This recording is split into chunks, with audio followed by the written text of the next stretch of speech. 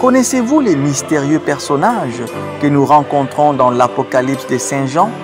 Quelles sont les différences de base entre les 4 êtres vivants et les 24 vieillards dans l'Apocalypse? Eh bien, sans plus tarder, découvrons ensemble les distinctions et les rôles symboliques des 4 êtres vivants et des 24 vieillards dans le livre de l'Apocalypse. Cette catéchèse explique en profondeur et de façon claire et simple leur signification dans la liturgie céleste et ce que cela nous enseigne sur la prière et la louange dans notre propre vie spirituelle. Alors, imaginez-vous devant un tableau immense, vibrant de couleurs et de mouvements, où chaque détail est empreint de mystères et de significations profondes. Vous voyez combien c'est beau, non? Effectivement, dans le livre de l'Apocalypse, écrit par Saint Jean, nous sommes introduits à un tel tableau, peuplé de figures aussi fascinantes qu'énigmatiques. Au cœur de cette vision se trouvent les 4 êtres vivants et les 24 vieillards, entourant le trône de Dieu dans une scène de louange céleste. Ces personnages ne sont pas simplement des êtres surnaturels, ils sont des symboles puissants, des clés qui nous ouvrent les profondeurs de la spiritualité chrétienne et de la liturgie divine. En se plongeant dans l'étude de ces figures, nous entrons dans un dialogue avec les mystères de la foi, explorant comment le ciel lui-même adore Dieu. Mais alors, qui sont réellement les 4 êtres vivants et d'où viennent-ils? Écoutez. Dans les visions éblouissantes de l'Apocalypse, décrites au chapitre 4, versets 6 à 9, nous rencontrons des créatures singulières entourant le trône divin. Il est dit que chacun de ces êtres a des yeux devant et derrière, et chacun possède 6 ailes, enveloppées d'une multitude de dieux tout autour.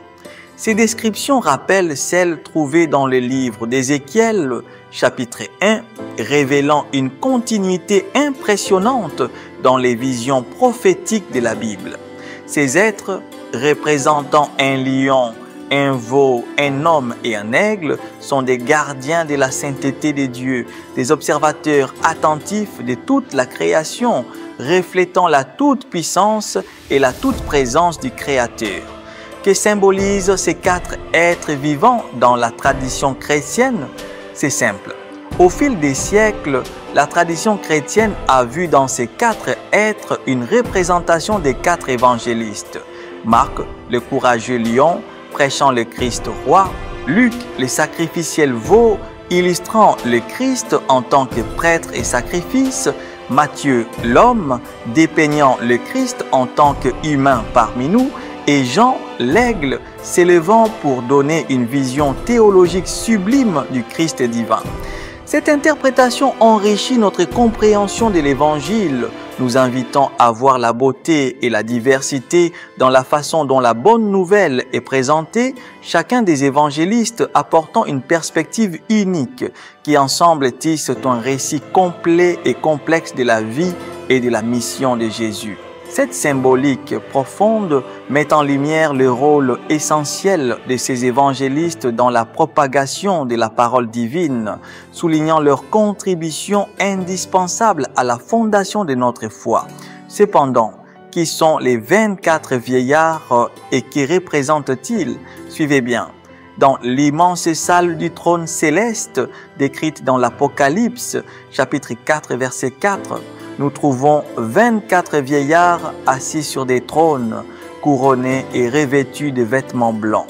Ces figures majestueuses symbolisent l'union sacrée de l'Ancien et du Nouveau Testament, représentant à la fois les 12 patriarches d'Israël et les 12 apôtres du Christ. Cette représentation illustre la continuité et l'achèvement de la promesse divine à travers l'histoire du salut, liant ensemble le peuple de Dieu de toutes les époques dans une unique communion de foi et d'adoration. Il témoigne de l'accomplissement des Écritures et de la réalisation du plan divin de rédemption pour toute l'humanité. Alors, comment les 24 vieillards participent-ils à la liturgie céleste? C'est clair et simple.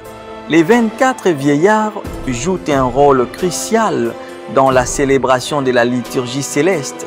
Ils se prosternent devant le Seigneur, tenant des harpes et des coupes d'or remplies d'encens qui sont les prières des saints, comme les dépeint Apocalypse, chapitre 5, verset 8.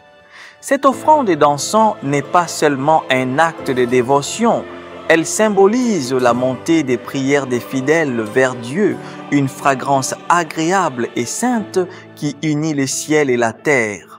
En leur adoration incessante et dans leur acte de soumission divine, les 24 vieillards nous enseignent l'importance de la prière et de la louange, nous rappelant que notre culte et nos supplications sont intrinsèquement liées à la vénération perpétuelle du Seigneur dans les cieux. Ils incarnent ainsi la réponse parfaite de la création à son Créateur, un modèle d'adoration et de reconnaissance que chaque croyant est appelé à suivre. Quelle est la signification profonde de la présence de ces figures dans l'Apocalypse? Concluons. Les figures des 4 êtres vivants et des 24 vieillards dans l'Apocalypse ne sont pas seulement des éléments de la vision mystique de Saint Jean. Elles représentent une vérité plus profonde et universelle sur le rôle de l'adoration dans la vie chrétienne. Ces êtres célestes, par leur louange incessante et leur dévotion absolue, nous montrent la voie vers une relation plus intime avec Dieu. Leur présence continue autour du trône divin nous rappelle que la prière et la louange ne sont pas de simples activités terrestres, mais des réflexions d'une réalité céleste où chaque créature reconnaît la souveraineté et la sainteté de Dieu. En observant comment les 24 vieillards offrent les prières des saints comme encens devant Dieu, nous comprenons que nos prières montent directement devant le trône de Dieu où elles sont accueillies et valorisées. Cette perspective transforme notre approche de la prière, la plaçant au cœur de notre vie spirituelle comme un acte sacré qui unit le ciel et la terre, nous insérant directement dans la liturgie éternelle de l'adoration divine. Ainsi, la leçon que nous tirons des visions de l'Apocalypse est claire. Chaque moment de prière et chaque acte de louange sont des échos de la liturgie céleste, des moyens par lesquels nous participons à la vie divine et nous préparons à notre ultime vocation, celle de vivre en présence permanente de Dieu.